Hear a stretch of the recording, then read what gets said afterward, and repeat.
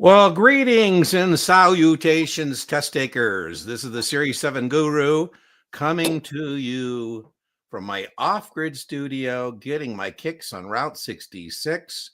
My fabulous studio in Las Vegas is no más, no more. I'm joined by our always very, very special VIP guest, Brian Lee, the Test Geek himself, managing member of Test Geek. I hope you had a good holiday season. Back to work here in 2025. Brian and I will knock out some housekeeping, and then we'll get busy answering any questions you have. So if you do have a question, just let us know what exam you are taking. You know, a lot of things overlap on different exams, how they're tested on different exams changes as well. So it's helpful, not necessary, but helpful if you tell us what you're taking, right? You know, like if you say, I'm struggling with options, and we say, well, you know, what exam is that? Oh, it's a Series 4. Well, that's a really big deal. You know, SIE, not so much. The best free supplement to your paid study materials is my YouTube channel. I've organized the YouTube channel based on series playlist. You find your series. So let's say you're taking the SIE for exam, for example. You would find 4 playlists in suggested watch order, videos in suggested watch order. Most of the series exams start with a podcast episode series. Brian and I did a collaboration that a lot of people find very helpful on both 65 and 66. And you typically will find practice lectures, and then practice tests and practice questions, and then various carve-out lectures as well. Now, if you're looking for a paid supplement, you know, I don't know, Brian, when's the last time we talked? I think it was before the holidays. Somebody was saying, hey, you know, why are you always recommending Test Geek? And I go, because it's good. I mean, you know, I don't receive any compensation from Brian. But if given the choice of using a paid supplement, I think the two powerful combinations, until I can talk Brian into probably never writing his own Q bank, is the Kaplan Q bank for the Series 7. Most exams like $50-$60 with my 15% discount code at checkout, Guru15. And then Brian's been kind enough to give us a 20% discount on his content, and that's Guru20. You put those two together, a Kaplan Q bank and Brian's distillation of all this test material into his video courses, woo, I think there's no better paid supplement. I understand sometimes you may not have the resources, but this is not a time to be frugal. If you have those resources, I highly recommend you use them. I also don't believe in monogamy when it comes to vendors. So, you know, whoever can help you make your mark, go for it. I also teach Kaplan classes, Kaplan contracts with my LLC, Guru Exam Prep LLC, to teach classes. I'm teaching an SIE next week. I teach the SIE for Kaplan once a quarter, the first month of each quarter. I teach the Series 7 second month of each quarter, and I teach the 66 the third month of each quarter. We also do on our channel a weekly Q&A. This is at Dean Tenney, tutoring.setmore.com, a weekly Q&A jam session, a little different than this live stream. And so you're welcome to join us there as well. Brian, I got some debrief. We don't know if this is coming up as a experimental question. I'll ask you what you think. I think it's coming up as a distractor. I've had 3 test takers this last week say in the answer set, they had the choice of caveat emptor. What I would tell you is in Latin, that means the buyer beware. And I think it's a wrong answer, because in the securities industry, it's the opposite. We, the seller, have to beware, right? That was the whole point of 33 and 34. You know, President Roosevelt said, listen, you guys will thank me later, but I'm changing your industry from caveat emptor, buyer beware, to let the seller beware. So we have to make sure we're selling things correctly, no omissions of material facts. Do we make a registration statement? So my guess is that this is a distractor. That's the technical name for wrong answers. You have any thought on that, Brian, about what you think that might be on the 7? I agree. Unless we know more about the test question and what it's specifically asking. Yeah. I don't see where that can be, because you're absolutely right. It's seller beware, not buyer beware in our industry, which is counterintuitive, which would make people tempted to pick it. Yeah, that's right. I was going to actually find out in, AI what caveat let the seller beware would be, caveat vendor, whatever the case may be. All right, let's go to our comments here. Hi, Dean. I have Kaplan. Let's just put that up there. as my study material for 65. I test on February 24th, started studying today. Okay. On weekends from Monday through Thursday out 4 hours, weekends 6 hours. Is that enough time? I think so, but we'll know more as you progress. I think when you start, you should have a fudge factor built in, meaning you should be able to expand or collapse depending on how this first week goes, right? And make adjustments. I would say that I want you to have study blocks. And what I mean by study blocks is I don't want you each day to do 4 hours of this stuff. I would like you to have 40 study blocks of an hour or 2 study blocks of 2 hours. So break that up into study blocks. If you're a full-time studier, I recommend no more than 4 study blocks a day of 90 minutes. If you do 90 minutes, take a 30-minute break, which you should do. Jeff, you should do the same thing. If you're doing 2-hour study blocks, take 30 minutes in between to refresh, reset, change the subject, change the activity. You'll stay fresher longer. If you do 390 minutes, that's 6 hours in a day, and that's an 8-hour workday for a full-time studier. I think that's max capacity. Weekends, same things. Break it up 6 to 8. Yeah, that's going to be 8 hours. Oof, I think you're pushing it there, my friend. I would prefer on Saturdays and Sundays, max 4 study blocks of 90 minutes, 30-minute breaks. That's 8 hours of time on the weekend, each weekend, Saturday, Sunday. But it's 6 hours, and I think that's about max capacity. I'd also give yourself permission to schedule days off, a day where you do nothing related to this, just to refresh and reset. But to answer your question, the answer is yes, I do think that's enough time. Now, Brian and I'm going to turn over to Jeff in a moment to my friend Brian. We believe, I think we're the only two ones, Brian, but we believe the 65 is one of the toughest exams, if not the toughest exam. We don't know, Jeff, what your background is, but for certain people, I think that's 65. Now, when 7s tell us they're incredulous when I say that, I said, well, I think the 7 has a little more of a narrative thread to it. It makes a little more sense than does the 65. Your comments, Brian, you think that's enough time? Absolutely. I like it. So you're looking about 6 weeks, which is good. It's usually inside the recommended time period. We oftentimes say 4 to 8 weeks. It depends on your situation. You seem to have enough time to study. 6 weeks should be good for you. But also, as Dean mentioned, we'll get to know a little bit more as you progress. The first time, second time you take a simulated exam, what those scores are going to be. We'll tell you what if February 24th is going to be a good date for That's right. We always got it. About 7-10 days out, Jeff. We want to start doing practice tests to get what I call an intellectual inventory, a mark. We want to be able to tell you, like on the 22nd, for example, whether we think you're at risk or not.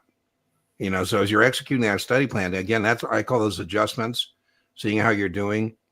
Brian has a very good study plan video on his YouTube channel. I'll link to it, and I'll let Brian correct me, but I think it's a great idea. What Brian thinks you should do is do Unit 1, for example, do your reading, watch your videos, do your quizzes, and he thinks you should, if you get a 70-75, move on to Unit 2. Same thing, read videos, do your quiz. Right. Get a 75, pay attention, don't move on. Then what Brian suggests you do is a combination custom quiz of Unit 1 and 2 to keep bringing up that caboose.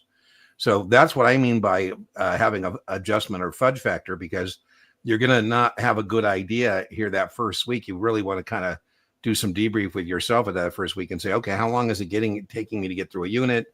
Do the quiz, do the next unit, do the customized combined quiz. Unit 3 quiz, and then Unit 1, 2, 3 custom quiz. So you want to make those adjustments. Brian, your thoughts? I love you. And it works with those study blocks very well, because you don't want to read for 6 hours a day, especially. I don't think you can. I'm a reader. I don't think you could read NASA content for 6 hours. So that's why you do Unit 1, do a few questions, 10 to 15 questions. Read Unit 2, do 10 to 15 questions. And then, as Dean said, 10 to 15 questions on 1 and 2 combined. And you just combine, add, and reinforce as you go. I call it the inverted pyramid. Yeah, add, reinforce, add, reinforce, add, reinforce. And the 7-10 days out, we definitely want to start doing those practice tests, right? Don't wait too long on that. People wait too long. That's right. And what happens is, what we say in Series 7, options are wasting asset, time value erodes. And the execution of your study plan is the same thing, Jeff. Right now it's not a big deal. The difference in tragedy and comedy is timing. I always joke, if there was just an Act 6 Scene 1, everybody on the stage would still be alive. And what happens with the execution of a study plan is when you get down that back part of it, 7 to 10 days out, that timeline really starts to collapse on you. Yeah. And so sometimes I think people wait a little too long to do that intellectual inventory. And, then they find out they're at risk 2, 3, 4 days out. And that's just harder to fix than if we know we have a problem that we're addressing throughout the execution of our study plan. So make sure you pay attention to that. I'm sorry. You know how important that question actually is? I mean, I wrote that blog and did that YouTube video years ago because we kept getting questions in class, right? How should I study? What should I do? Should I read? Should I do this? Should I do that? Right? So I wrote that blog and did the YouTube video. So now I have something that I can send to you. Here, read this. This will systematically. Thank you. Systematically give you a plan through that process. So it's a very good question, Jeff. It's Jeff, if anybody's new to our channel or new to our Tuesday ritual, we're here every Tuesday, 5 p.m. Arizona time. I've really been struggling because I'm now off grid and I'm in Arizona. They don't change the time zones, and I'm bumping back and forth to Nevada, Las Vegas, and I can't figure out what hour I'm in. But we're here every 5 p.m. every Tuesday Arizona time. And if you're new with us, what we do, and I will do this, Jeff, I will link in the video description. Sometimes I get it done the same evening. Sometimes I don't. But in the video description, I'll link to Brian's YouTube. It's free. He has some free content. It's good free content on YouTube. And that's his study plan video. And I will link that in the video description for you. All right. So Happy New Year. Well, Happy New Year, Jeff. Hard to believe we're in 2025. Crazy. I can't believe we're here. We're here. Okay, well, I don't know what you were expecting. Part of me, Saints Remy, wants to say you get what you earn. And, I appreciate the honesty, but you should have had the expectation of a fail if you studied 2 days. If you didn't have the expectation of a fail studying 2 days, then I would accuse you of hubris, having too big of an ego for this thing. You have to respect the exam. I think studying for 2 days is a lack of respect for the exam personally. Now, I think that's a valiant score. I mean, to think that you did 2 days of study, you still pulled a 69. I don't know. I guess I would say there's no moral victories in terms of missing the mark. What do you think, Brian? Is that a good thing or a bad thing that he took 2 days and he got a 69? I think it's a bad thing. It's a bad thing. 2 days is not. So anywhere. You just heard us go rap for 12 minutes on a study plan. Right. and then Brian said, Jeff, how important your question was. That's why we spent 10 minutes answering it. Don't you love the bookend? And then right after that, we got a guy who says, my study plan was 2 days. Right. So I think most of us would think maybe, I think 4 weeks would even be kind of short-sighted. I think you should start with a 6 to 8 week plan and then make, as I said, adjustments. Now, if you have, listen, he's got 30 days now to wait. Yeah, you got 30 days now, right? While the hurt is fresh, I would suggest doing a debrief with yourself. So what I would suggest you do is get the SIE content outline and go through that and do an intellectual inventory with yourself. And I would put a plus for things you obviously knew some things, you get a 69. So that's a plus, saying, hey, I had that. 0 would mean you were at par passing. Minus would be that that's an area you could have, you need to improve. And what you want to do then is use that to kind of get everything above par passing so that you again can take down any draw next time. I think it's very likely after your 30 days, you'll be able to pass. And again, I would say that particularly on the SIE depends on your background. I mean, there's some people who have enough background that they can tinker with what they know, add some things and pass that, and, not too much of a problem, but okay, onward and upward. What's up, Kevin? I like that picture. I pushed back my test till the 24th. I've been rereading the book and taking the exam test. I'm beginning 67 to 73 on finals exams. When should I start taking final exams again? Okay, well, if the 24th, that's the 4th. Brian, I think we're on the same page. Sometimes, for the most part, Brian and I are in agreement. We're simpatico. There's some things we disagree on, but I think both of us think 7 to 10 days is when you should start doing those practice tests.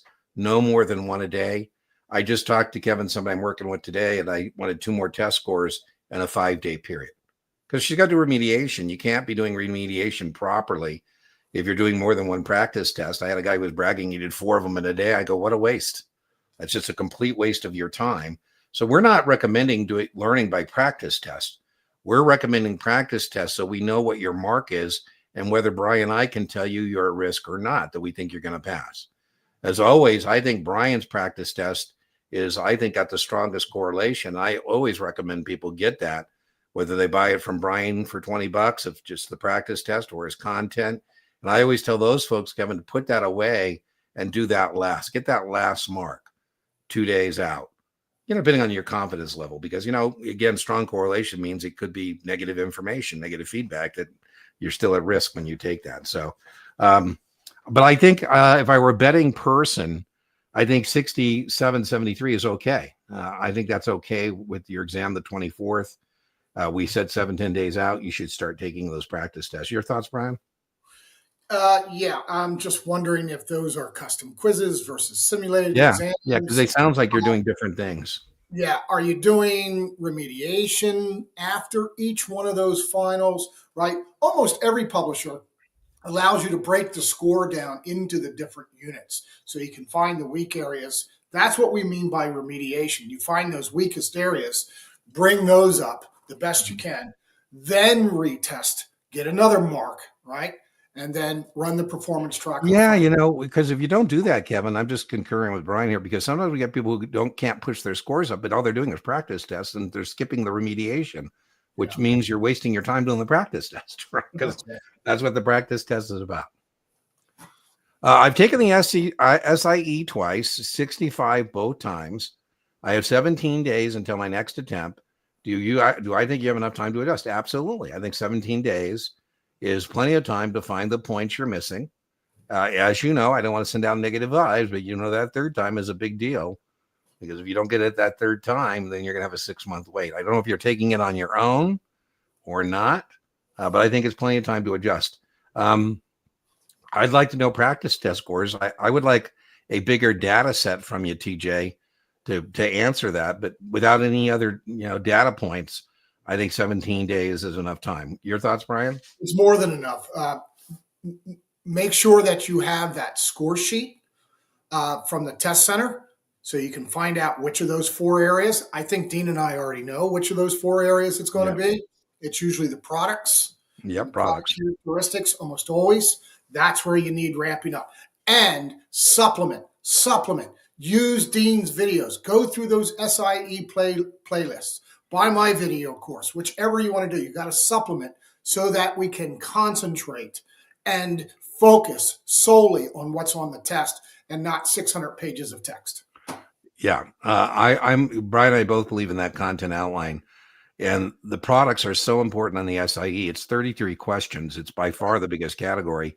Right. And the other reason that's important, TJ, is if you're moving on to a 6 or a 7, that's going to be a great base to go off of that first testing victory and into your second testing victory. So make sure you overlearn products on SIE. Thank you both. I work part-time, 30, 35 hours for an investment firm. I do have knowledge of basics. There we go. But investment vehicles and characteristics are challenging for everybody, Jeff, for everybody. It's almost always the lowest area. That's right. I missed the mark by 1 question. Ugh. God, that hurts. I'm struggling in section 2 and 3. What do I need to focus on to improve those sections? You do have Brian's 65 course and the Kaplan Q Bank. Wow, fantastic. Yeah. I don't know who your primary study person is. Joe, I will link to the podcast series that Brian and I did, which I think gives you a nice broad overview of the entire 65, bookend to bookend, so to speak. I think I would be where I would probably start and then dig into those sections with videos from myself or the videos you have from Brian. I think you'll be able to improve that. I think that one question is depressing, but that's good news that you have some base there. So I'd be willing to think we're going to find you the points you need, and I think you're going to make it this next time out. Looking at my sword, looks like I'm struggling. Need to focus on, well, if you go again to test specifications of NASA, section 2 and 3, and Brian, if you have Brian's course, he actually gives you that as part of his PDF. So then he, I call it explication, but then Brian actually explicates that document there. So you might want to review your Brian materials where he has those sections and does a pretty good job of kind of pointing you in the direction of the test content there. Your thoughts, Brian? Yeah, and Dean, you and I also mentioned for folks who get that close to the test, we also want to pay attention to our test taking skills. Yes. Did you change any answers at the end? Were you running out of time? Are you overthinking, overanalyzing, or are you simply connecting dots? That's a big thing. Don't ever underestimate your test taking skills. I guess I totally agree with Brian. I very rarely think, Joe, that's a knowledge deficit problem. Right. I think it's some other variable, some of those Brian mentioned. The other thing I would tell you, Joe, is it's very rarely a knowledge deficit problem in those kind of scores. And when you're doing your remediation, Brian is absolutely right. Review your test taking skills. I was working with a young lady today. I call it cleanup. She knew the stuff, but she was kind of missing like RTFQ, read the full question. She was missing all of the true, all the following are true, except missing the except, answering the first thing she saw that was true. I know that. And she had lots of right answers to different questions. So just be careful on that. I call it cleanup. So good news. What cleanup means is we just think you got to clean up whatever it is. Well, hopefully we can find what it is test taking skills, is a particular section. What is it? I recently took the 7. The only area I scored low on is suitability. Any suggestions on how I can focus? Absolutely. Alonzo, I believe that suitability, people who struggle with suitability, it's because they lack product knowledge, right? So I love the investment vehicle analogy, right? The investment vehicle analogy is about, we first start with the investment vehicle. What are the characteristics and risk of this vehicle? I was telling Brian, I'm picking up my sports car that's still in Vegas. I'm now off grid. And it's a little, I call it a bumblebee. It's a beautiful mid-engine sports car, but it is very tiny. And I'm going to be on Highway 65 with, 18 wheelers. This is a very dangerous commute because there's, me in the windshield, basically, right? So it's not like I got a roll bar or whatever the case may be. So if you learn products well, for example, I know that partnerships are not liquid. That helps me with determining in the answer set what's not suitable. If they say, for example, inflation, I go, okay, I know common stocks, I know tips. I have a whole suitability playlist with, I think, like 5 or 6 videos, including a suitability exercise. And I will put that in the video description for you. And you can check out those videos. I have a suitability practice test. I have a student and I doing a tutoring replay of a suitability exercise, a suitability test we did with Knopman, and I'll put that in there. I'm not a big fan of Achievable. I think if you're going to buy a supplement, I recommend Brian better than Achievable. That's just me. So, I know a lot of people love Achievable. I don't like the oh, excuse me.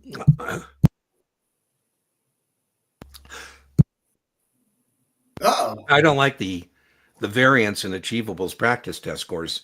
Right. So the pros is good. Brandon Rith, who's no longer with them, which is another red flag.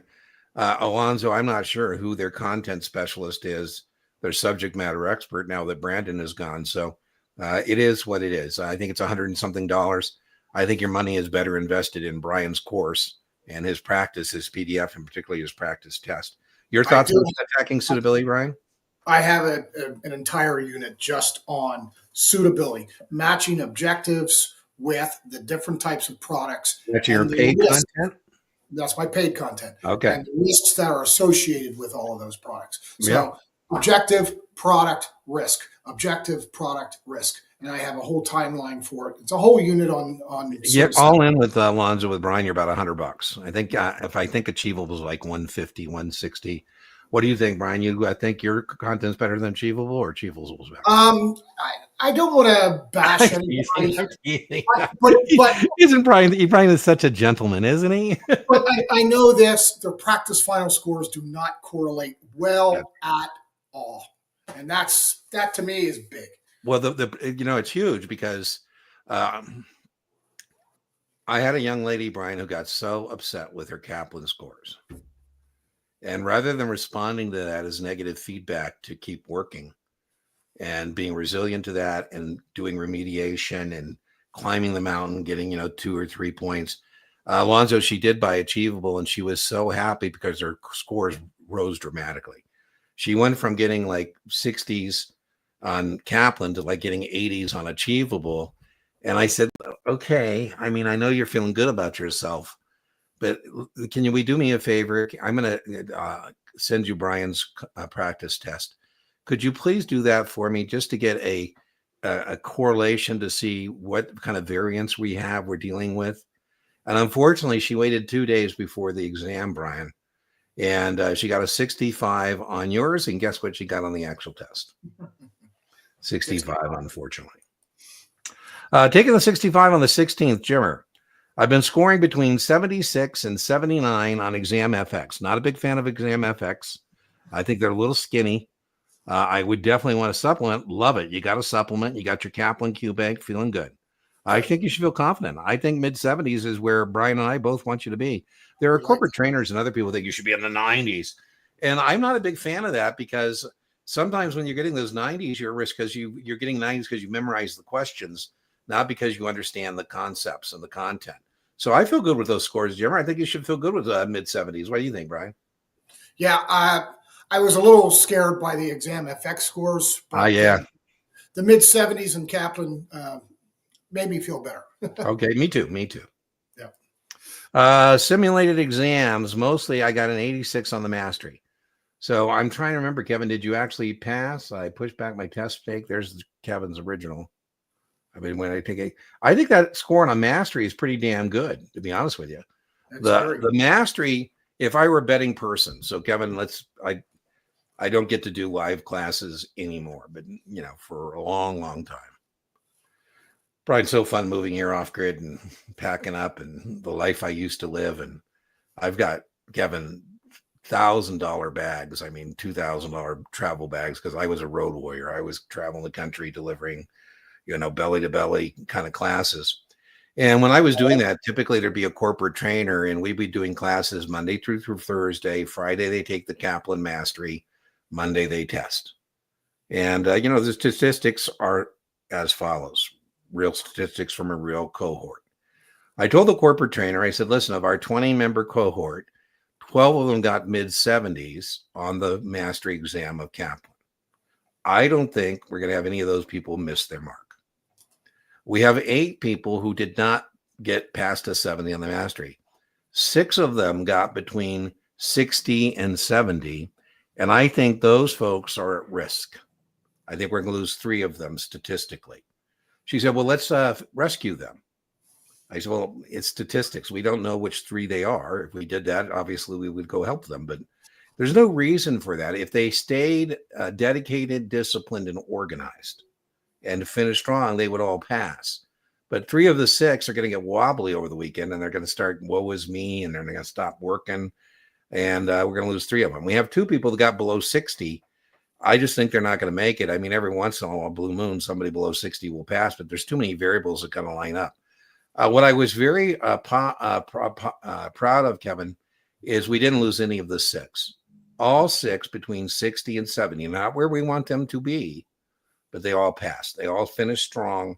And if I were a betting person, even if you told me you were testing tomorrow with that score, I would think there's more probability you're going to pass than you're not. I don't want you to be there between now and test time. 2-3 days out, I want that to be mid-70s. But, you just got to keep working. And I think sometimes people don't see the reward immediately and to continue to be resilient with those scores below 70. I have somebody today, Kevin, and I know what her problem is. She's used to getting A's or B's. And so she's struggling with this idea that it's simply pass or fail. And so you're only 6-7 points from a pass on the mastery. Now, the variance on a Kaplan mastery exam, when we used to be able to track both passing scores and failing scores, was anywhere from 5 to 12 points improvement. Right. So that's what I would say. So I think you're in good shape. What do you think, Brian? I usually tell people plus 8 to 12 on the mastery score. There you go. There you go. So taking the 666 on Friday. Using Kaplan, all right, to study, getting a 76. Well, we just spent some time on that. That's okay. We love it. Struggling with Unit 2, types of characteristics of fixed income, and Unit 10, registration of an investment advisor rep. Okay, well, fixed income is mainly bonds. Harry, I'm a little surprised here because you got tormented already on your Series 7 about fixed income bonds. Right. I mean, I joke, we call the Series 7, some of us call the Series 7 the stockbroker's exam, but if there were truth in labeling, it would be called the bond broker's exam. There is some content as it relates to fixed income, like duration, like net present value, some of those concepts that are new on the 66.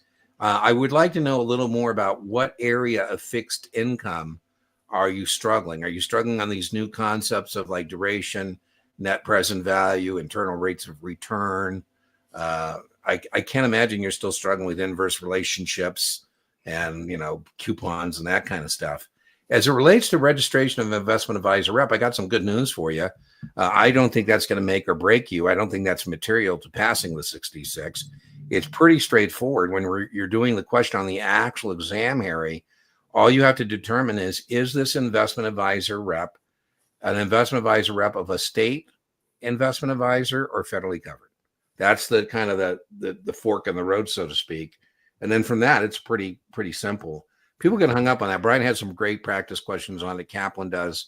And almost always I find when people are struggling, I had somebody struggling today on this, it's that they're not, before they answer the question, going back and reading it just to see, okay, what kind of investment advisor rep is it? If it's a federally covered investment advisor rep, it's pretty straightforward. You only have to register in any state you have a place of business, period, full stop. That's it, right there. You can have 1,000 clients, retail clients, and not have to register. And then they confuse the investment advisor rep with agents of the broker dealer. Again, different questions. So I think it's a reading problem more than a knowledge problem. Your thoughts, Brian?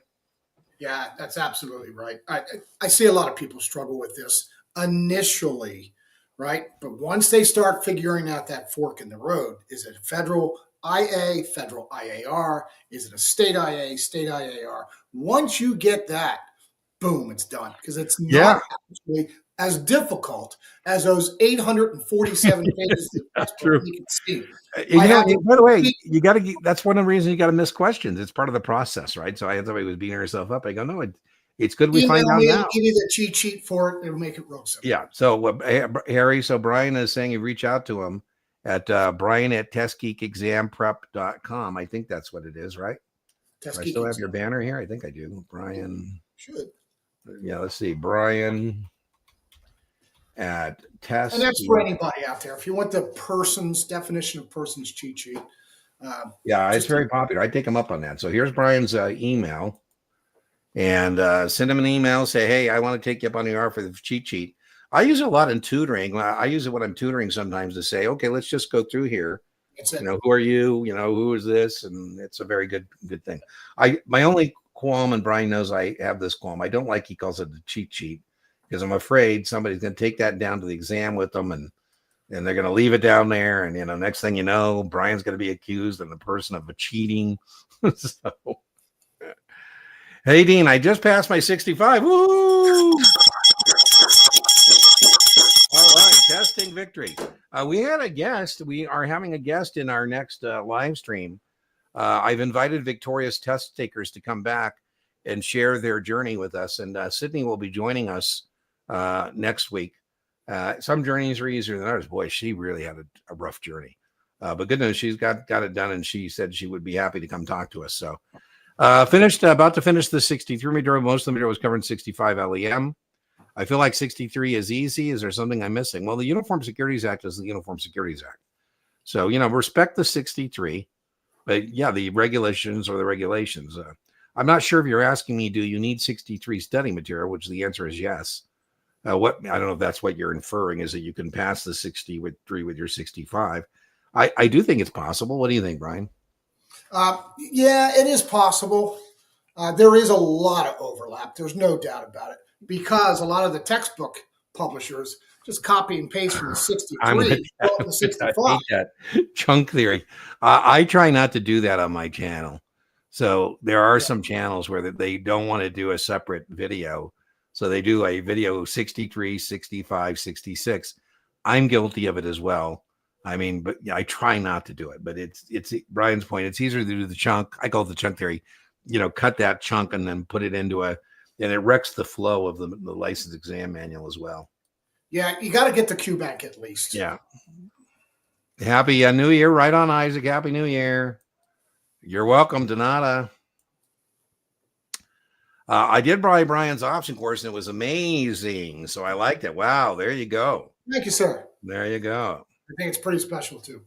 Happy New Year, Dean and Brian, test takers. Let 20,000 be the year of testing victories. I love it, Yasha. That is a great, great New Year's intention to the universe. Yes. Never took the Series 7. Well, we think that can be a challenge. Yeah. So if you never, so Harry, I don't know what your situation is.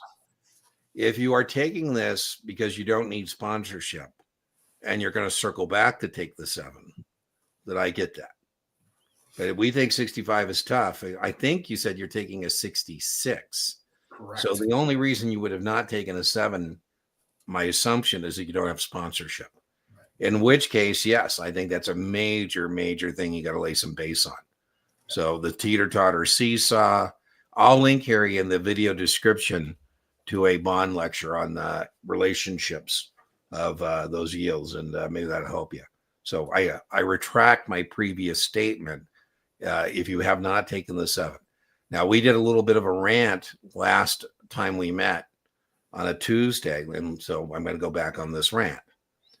If you have sponsorship for 7, it makes absolutely no sense. It is idiocy to take the 66 before you take the 7. And if you have heard somebody on the internet telling you that, and you go tell your corporate trainer that, they're going to say, that's why I don't let you access the internet when you're at work. It's just asinine. The only reason you would take a 66 before a 7 is you lack sponsorship. Again, I'm continuing with my rant. There are also people that recommend, and this is idiocy, this is asinine, that tell people to take a 63, 65, and when they have a 7, they just pass their 7, rather than taking the 66, which again is asinine, because the whole point of the 66 was people were bitching about having to take a 63, 65. So again, you would only be taking 63, 65. Again, if you didn't have sponsorship, you have a 6. So there you go. Happy New Year. Yay. Pass the SIE in November. Woo. Now on the 66, chapter 8, having a hard time pushing through. Watch the videos. Focus, keep moving. I think people get bogged down in whatever chapter, let's say chapter 8. And it's quicksand. They never get out of chapter 8.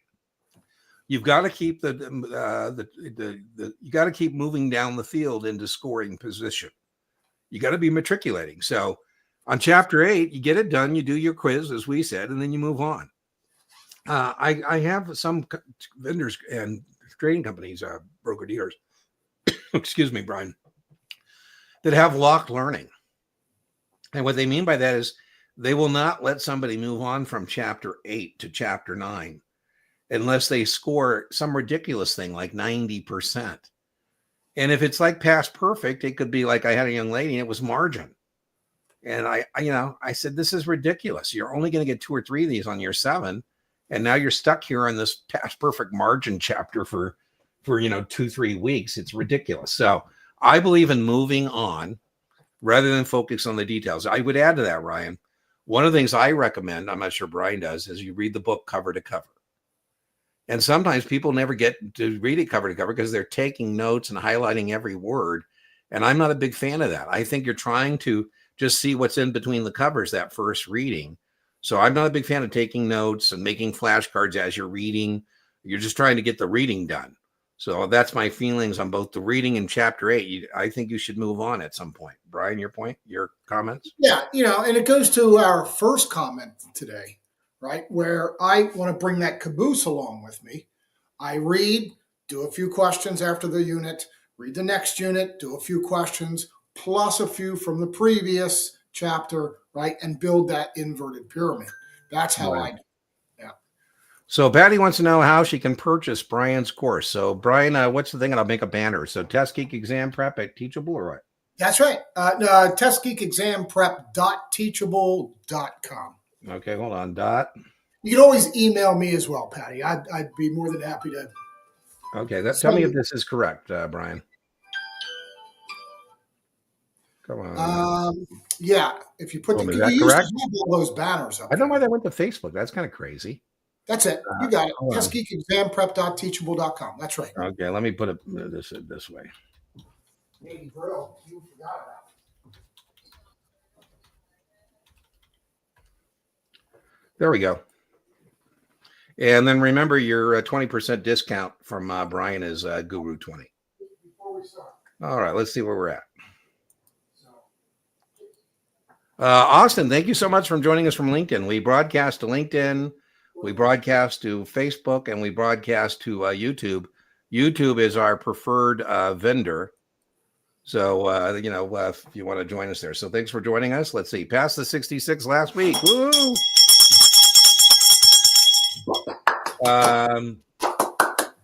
Thank you, Dean and Brian. All right. After scoring a 71, so you passed 2 tests, a test that tests yourself and a test of your resiliency, right? So you passed both tests. Love it. By the way, Dean, that phone call was from Lady Brill. Okay. What's she doing? Wondering where we're at? One of our favorites. Yeah. Lady Brill did come back and do her testimonial or victory lap with us. We love when victorious test takers come back. It's a great morale boost. You're always welcome on our Tuesday live stream. And Lady Brill is one of our favorites for sure. We got to figure out how we can keep these people around. I joke that, we come into your life for a reason and a season. The reason is to help you make your mark on your exams. And the season is how long that takes you to matriculate through those exams. And some people take longer to matriculate than others. And we get it when you, tell me you're unsubscribing from the channel or you're leaving us. You don't have to, like Lady Brill, we want to stick around and we love having you. Doesn't have to be the end of our relationship, but I understand. I understand that. Right. So, I get that kind of conversation. Our reason and our season is over. YouTube is always trying me to get Brian to sell channel memberships. And there's a couple reasons I haven't done it. One reason is I think it's a little different because people aren't going to be with us forever. Right. So, if I had a channel membership and I charge you $30 a month or something to access the content, 6-8 months, you're done with your exams. And then, I don't want to get emails from people saying, hey, they're still charging me, so. Did we answer John's question there? That last question from John? Oh, there we go. I'm sorry I missed that. Yeah. Go ahead. Because on the real test, they're not going to get into the sizes of foreign currency contracts. They're basically hedging imports and exports. That's where the EPIC or ECIP, depending on who's importing and exporting, are the only questions I know of, Dean, that are still on the Series 7. What about you? What say you? Okay, so I'm gonna agree with Brian. Test prep vendors go total overkill. I would broaden that discussion. They go total overkill on non-equity options. So, John, I will link to, people kept asking me for a lecture on non-equity options, and I just didn't think it was worthwhile because, again, I just don't think it's material to your success.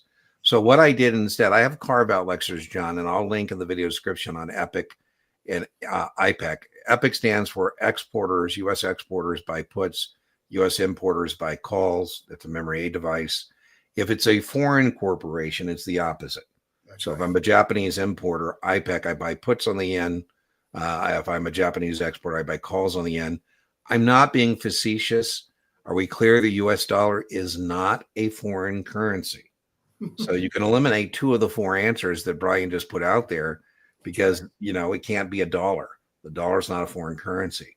So there are questions on non-equity options, mostly recognition.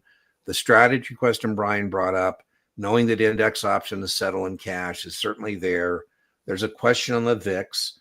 I think those are better learned, John, by just doing practice questions.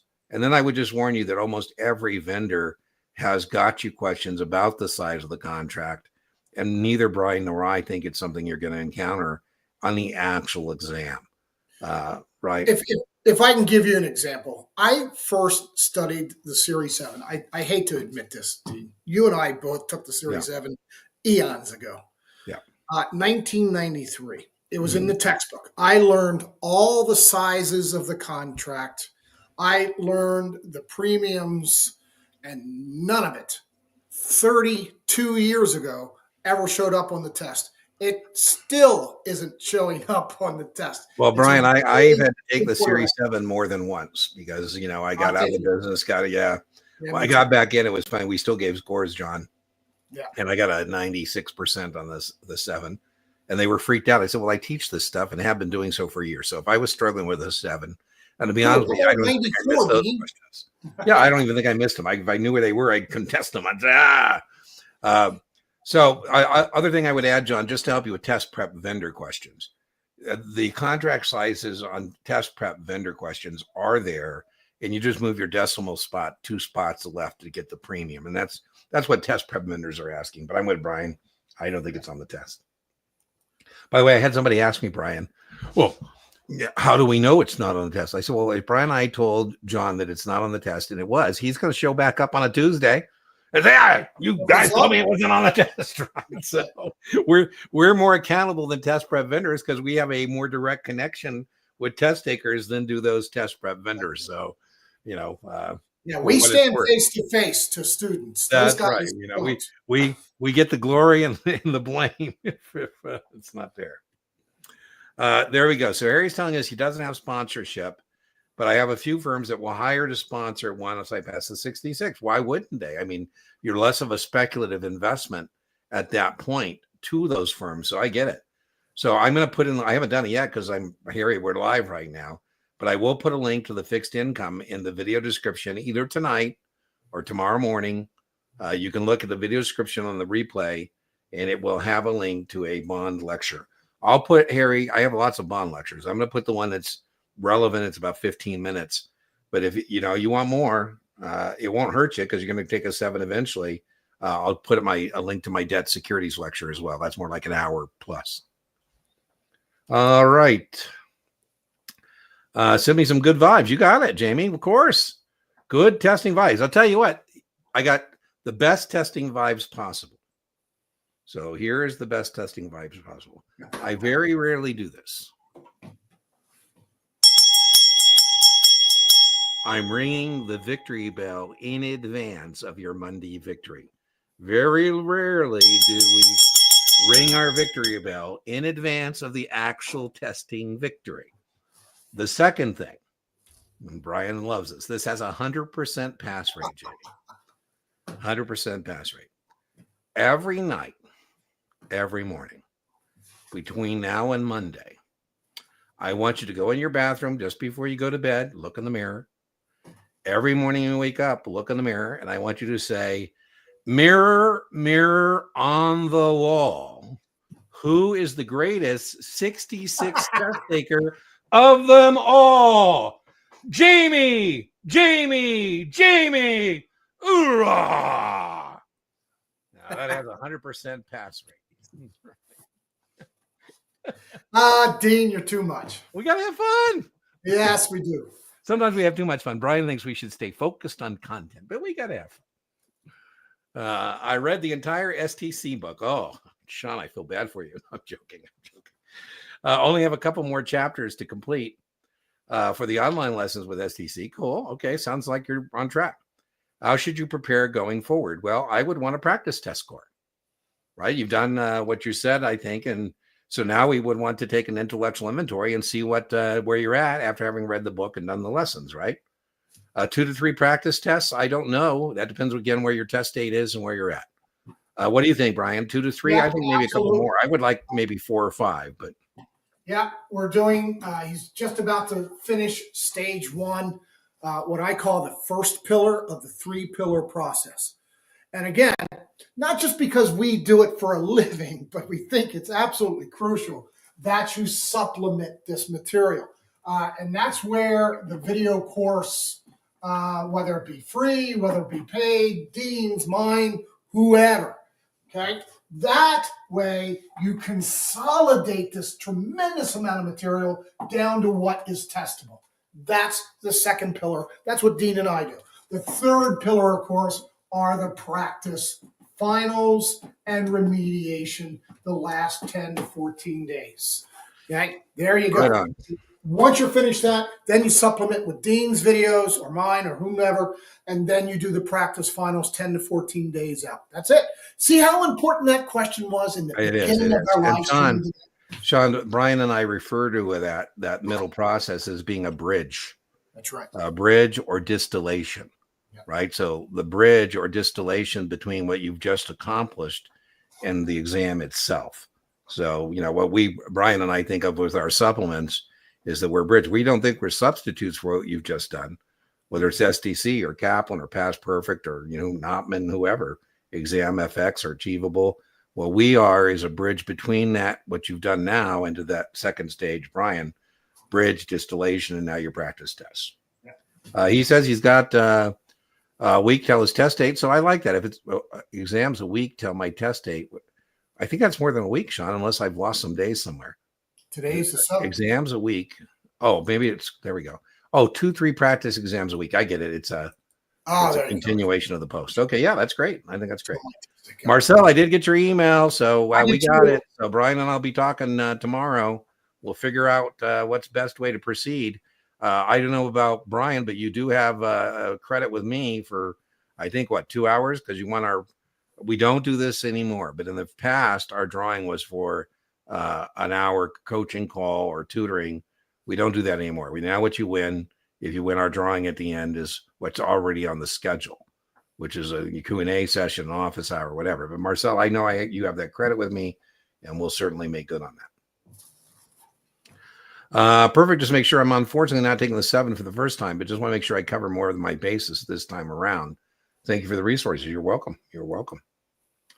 Can you help me understand do and sin a little more?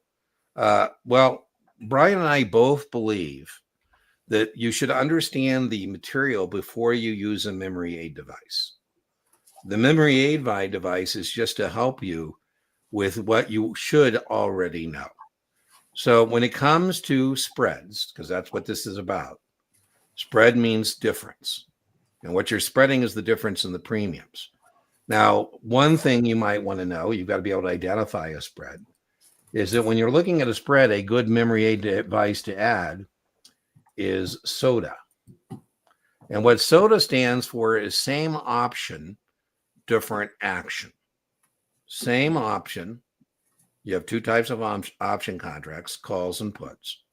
So same option, 2 calls or 2 puts, different action, you're buying and selling. And the spread is the difference between those premiums.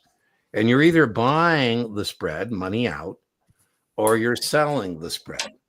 So what do and sin are is memory aid devices to know that if I have a debit spread, I want the contracts to be exercised. It would be profitable if my broker calls me and said, Dean, you were exercised. I want the difference since I'm buying the spread. The difference is, let's say the difference is 7. And Brian calls me. He says, Dean, what's my spread?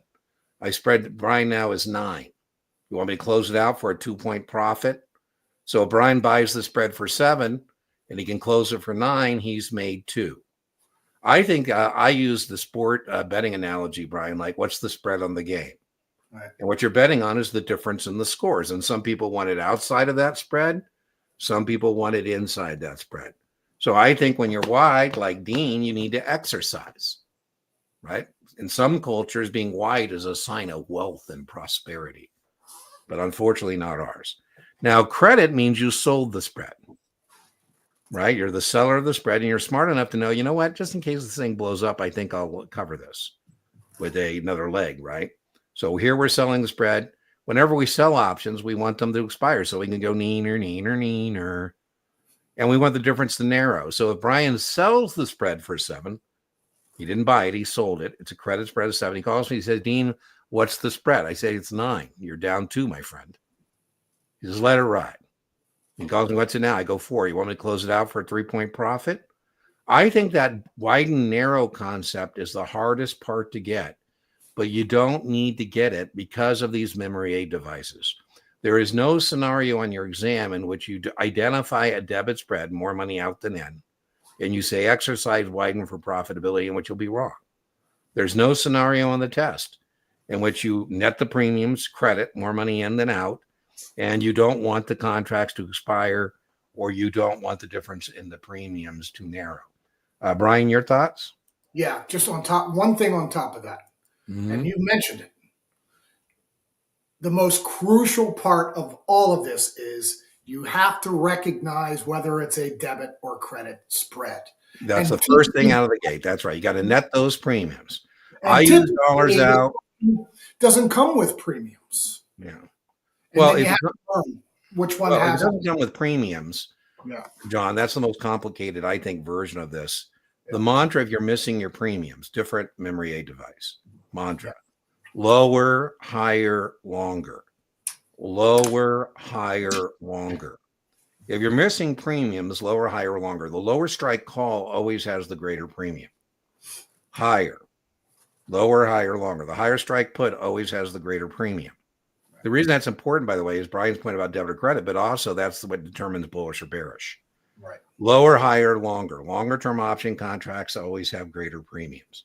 Now, another memory aid device, John, before we move on, I'll link to my advanced options lecture in the video description. But one more thing before we move on is credit has 6 letters, expire has 6 letters, and narrow has 6 letters. That's another way to memorize it, right? One more kind of a test-taking memory aid device as it relates to advanced options. So the other advanced option strategy you have is a straddle. And a good memory aid is SATO. And a straddle, same action, buy, or sell, different option. You're buying a call, buying a put, or selling a call, selling a put. So Brian thinks there's less option strategy questions than I do. I say 20 option questions plus or minus. I think, Brian, what you think, 10, 15 in most draws? Generally 12 to 15. Oh, there you go. So, yeah. But we think it's important, John. So, you should know that. I mean, Donata, Marcel, always great to. Hey, listen, Marcel, there's certain words that Dean always uses. Kudos, Donata, explication, one of my haters, Brian, thinks that I'm using an autoresponder because I use the same phraseology. Like, nope, that's just the way Dean talks. By the way, I've located a brand new steakhouse in Vegas that is out of this world. Oh, we want to do it tomorrow? Does tomorrow work? I just went there Saturday. Oh, well, hey, you're a carnivore, right? Yeah, I guess. Nico, I think you're in pretty good shape. Those scores look fantastic. Wow. What should you do? Get a good night's sleep. Sleep is not to be underrated. I mean, it's a giant reading test, and you want your reading skills to be in top form. Studying the night before and passing, those days are over. So I would say get a good night's rest. What do you think, Brian? Nico, you're done. See you tomorrow. Yeah. Mañana. Fold up your tonight. Tonight, go to bed. So what are you doing here? Good night. Hey, twice today. There you go. Or, Nico, one more thing. You could go into the bathroom. In front of the mirror. And say, mirror, mirror on the wall. Who's the greatest test taker of them all? Nico. Raw. Hey, you might want to do it on a Zoom call with some friends. Took the 7th of July, missed it. Oh, man, that hurts. 4th attempt. Oh, my God. Ouch. Using SDI, get the QBank for sure. Sean, get the QBank. It's only $55.80 with my Guru 15 discount code. I can help you with any question. I don't know how familiar you are with the channel, but I do explication requests where I actually help people with the questions. It's easier for me to help you on Kaplan questions because I can bring it up backstage and see what you're looking at. Dean or Sean, test taking tips. Know how to take a test. Don't over analyze this crap. Okay? Yeah. You're that close. If you know this stuff, don't over analyze it. Simply, yeah, when you're testing, I don't know when you're testing, but I have a whole video, very popular. I'll link in the video description to, it's called Test Taking Tips, Tricks, and Memory Aids. It's about test taking stuff. Being doing differently. Well, we got to find your point. So I think Brian nailed it, John. We got to find something test taking tip or trick or skill that is causing you to get that damn close. Right? Because as we said earlier, I don't know if you've been with us for the whole session. We're coming to a close here pretty quickly. But we have said that we don't think that's that you don't know this stuff. It's something else. So, hey, how are you, my friend? 66. Do we have any memory aids? Well, there's not many. I wish there were more, but there are like late lawyers, accountant, teachers, engineers. You have some memory aid devices, Brian? Yeah, it's called a cheat sheet. I mean, sorry, you don't like cheat sheet. Well, I don't know. Do you have mnemonics in that? No. Yeah, so memory aids. You can't do mnemonics for this. There's just no way. But hey, I would certainly listen. Anybody taking the NASA exam should definitely take Brian up on his offer as the free cheat sheet. Now, listen, if you're watching the video replays, this has come up in the past, Brian. If you are watching this on a video replay, my guess is that if you reach out to Brian, say, I saw you in video a year ago offering this free cheat sheet, he might still make good on that offer, but it's an offer. It's not an open-end offer. It's made in the context of a live stream Q&A that's taking place right now. So this isn't a lifetime offer that Brian is making to the universe. Right? I had a guy, I don't know if he called you, but I had a guy who was watching the replay and he says, that offer's still good? I go, I don't know, call Brian. Maybe not. And I do. I get emails months down the road. There you go. So I plan on watching your advanced options in the morning. Go, okay. I like that. It's been putting in a middle principle. Well, I'm a little different than other people, John. I think understanding them is the way to go. Some people, this is where I think sometimes people get hung up on the memory aids and then don't understand options. So I would prefer that you actually understand them, and then the memory aids add to that, help you kind of lock it in, so to speak.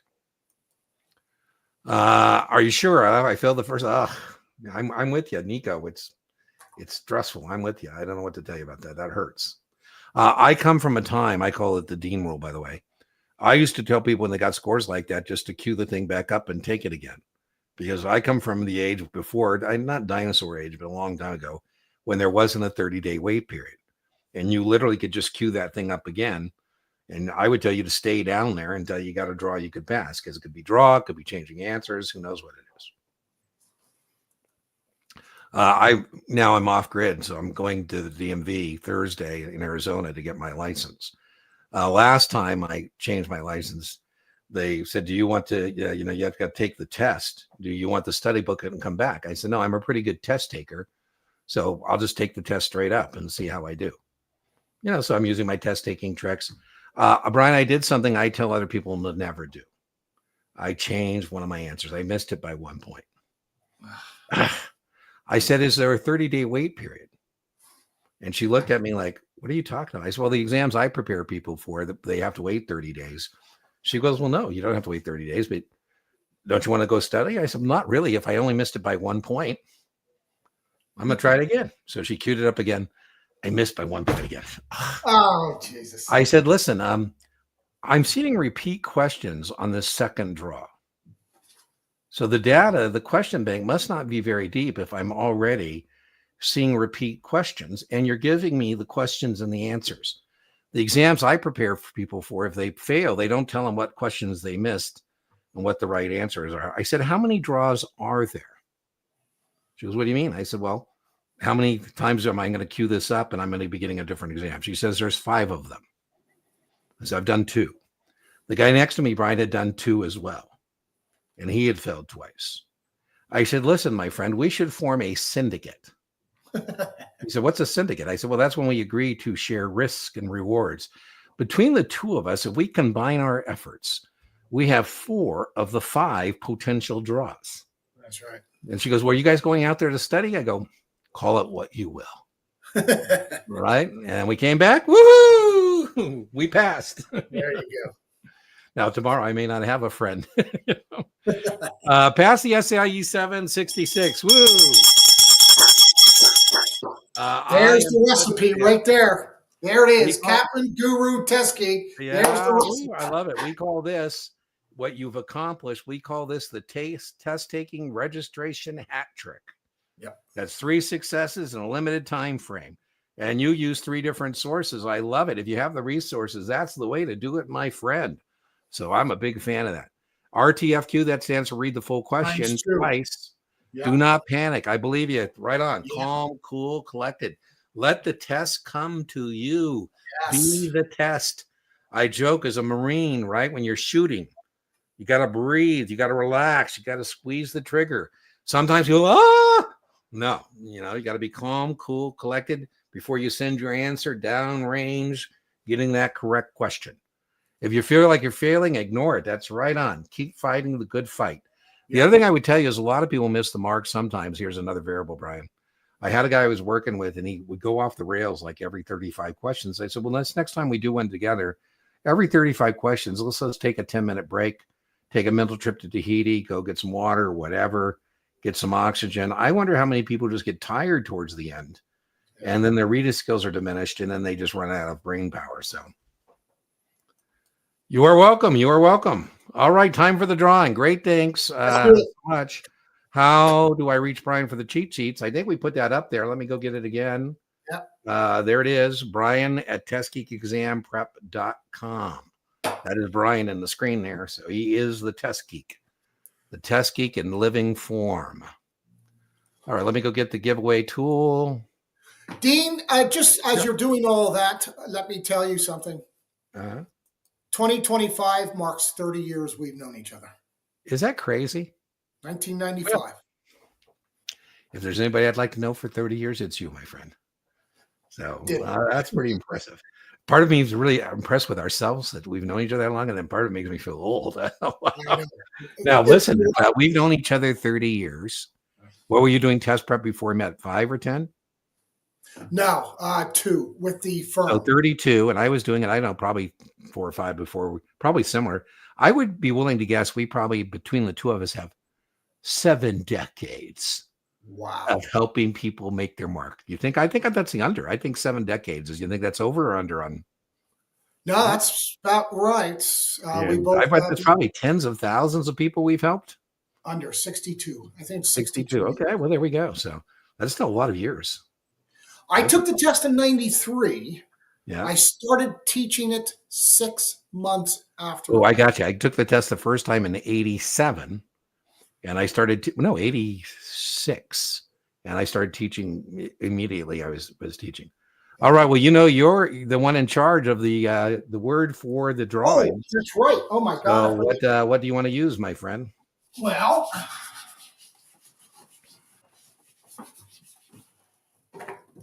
if you would like to participate, now remember what you win is access to what used to be called my office hours, but we are now calling the weekly Q&A jam session that I do off my other platform. And that's usually for paid people. Freeze. I don't know about you. My friends in the East Coast that are freezing. Oh, that's true. I'm just thinking about here. It's kind of freezing too. All right. So if you want to participate in the drawing, put that in there. I'll go find our giveaway tool so you can see the share screen. Boom. Boom, boom, boom. There we go. Let's get rid of Brian and I. Boom. I saw some of my relatives playing in the snow yesterday. Well, I think I'll leave us up there, Brian. I'm afraid I might hit the wrong button. And let me get rid of Brian's email address.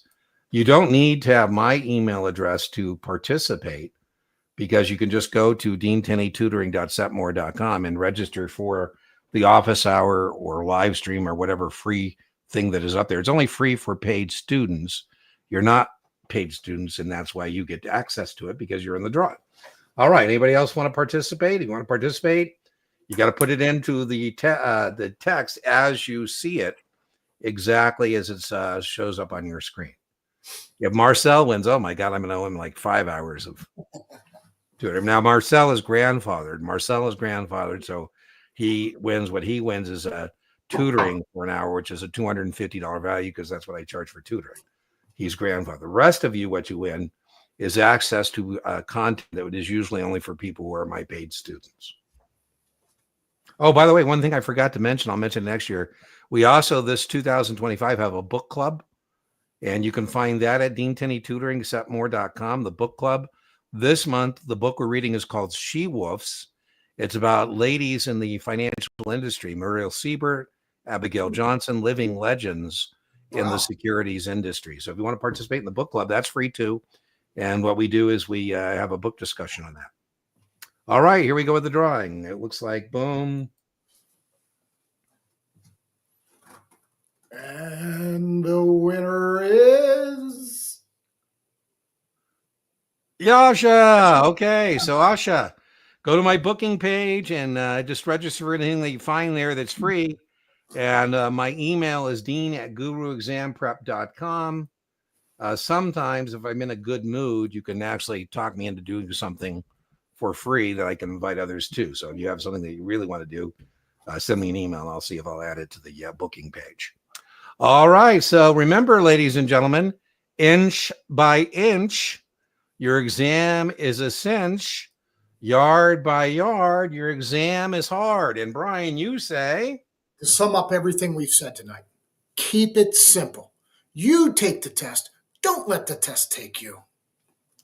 All right, everybody. We will see you next Tuesday, 5 p.m. Arizona time. Bring any questions you have, and we will do our damnedest to give you an answer to those questions. All about content. Share it with any test takers you know. We have other communities, Guru Nation. We have a Facebook group, Baby Brokers Doing Hat Tricks. We have various subreddits. We have a subreddit for the Series 6, R Series 6. We have a Reddit for SIE, R Series 7. That's for the SIE and 7. We have R Series 24 for 9, 10s, and 24s. We have R Series 66 for 63, 65, 66. So feel free to join us, one of those other communities as well. And we'll see you next time. Bye-bye.